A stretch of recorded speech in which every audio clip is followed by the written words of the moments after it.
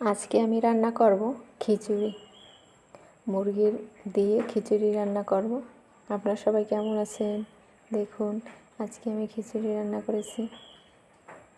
তো চলুন রান্না শুরু করা যাক। এই যে প্রথমে চুলায় একটা কড়াই বসিয়ে নিয়েছি, গ্যাসটা অন করে দিয়েছি। এখন পরিমাণ মতো তেল দিয়ে দিচ্ছি। আমি তেল অনেকটাই দিয়েছি, কিন্তু বোঝা যাচ্ছে না যে কতটা পরিমাণ তেল দিয়েছি।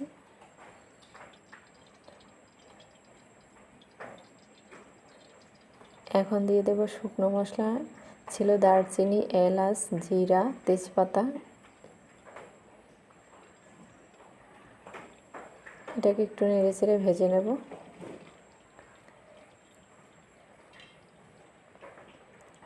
এখন দিয়ে দেব পেঁয়াজ কুচি, কাঁচা লঙ্কা কুচি। এটাকেও আমি 3-4 মিনিটের মতো ভেজে নেব। অল্প আছে, এটা আমি ভেজে নেব। আমি গ্যাসের পাওয়ারটা কমিয়ে দিয়েছি।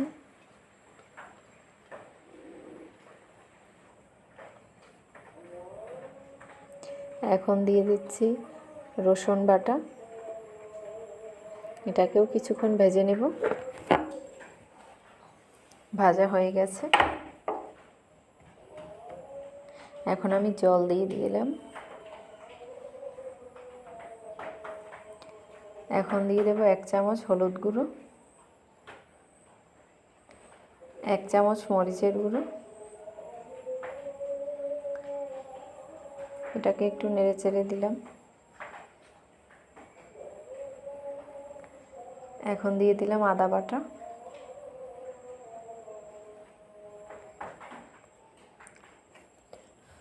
আমি একে একে সব মশলাগুলো দিয়ে দেব। এই যে দেখুন তেল ছেড়ে এসেছে। এখন দিয়ে দেব লবণ।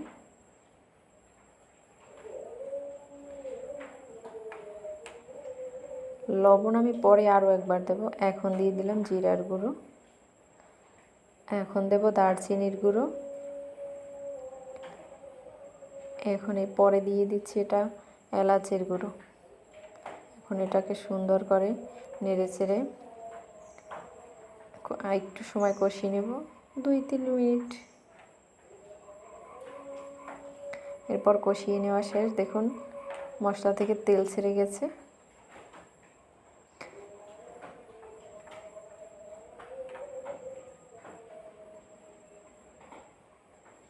আপনারাও এভাবে করে নেবেন।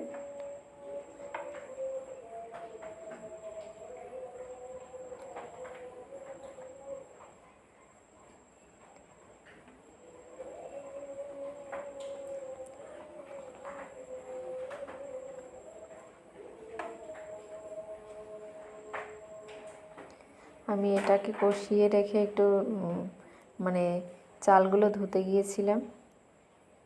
এখন কেটে ধুয়ে পরিষ্কার করে রাখা মুরগির মাংসগুলো দিয়ে দিলাম।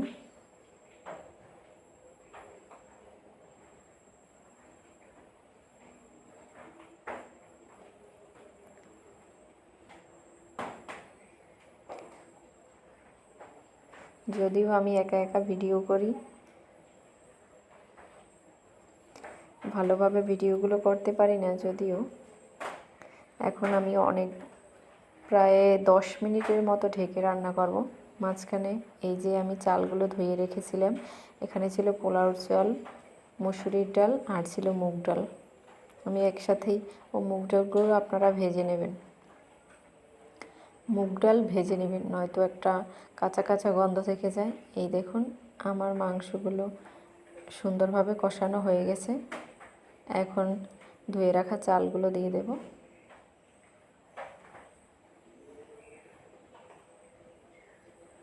চাল দিয়ে দিয়েছি। এখন এটাকে আরও 2-1 মিনিট কষিয়ে নেব।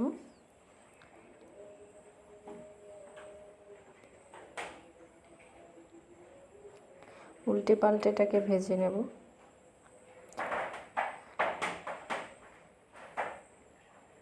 একটা চুলায় আমি রান্না করেছি এই যে, আর অন্য পাশে আমি একটা পাতিলে গরম জল বসিয়ে দিয়েছি। একটু পরে ভেজে নেওয়া হয়ে গেলে আমি গরম জল দিয়ে দেব।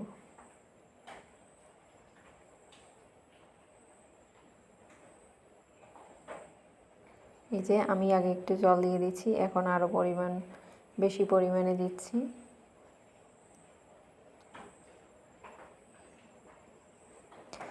যদিও আমি একা একা ভিডিও করি,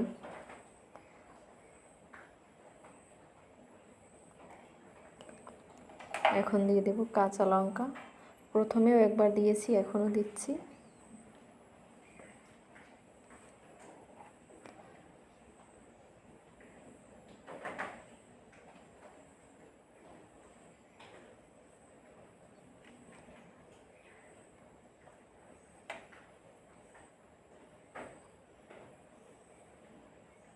এখন আমি আবার লবণ দিয়ে দিলাম।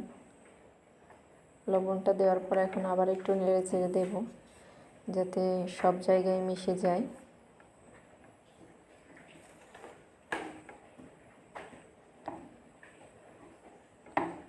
আর দেখুন বাইরে প্রচুর পরিমাণে বৃষ্টি হচ্ছিল, যেহেতু বৃষ্টি তাই খিচুড়ি রান্না করেছি। আমার ছেলেও বলছিল। এই যে খিচুড়িটা আমার মোটামুটি হয়ে এসেছে, আমি এর পর্যায়ে ঢেকে দিয়েছিলাম। এই যে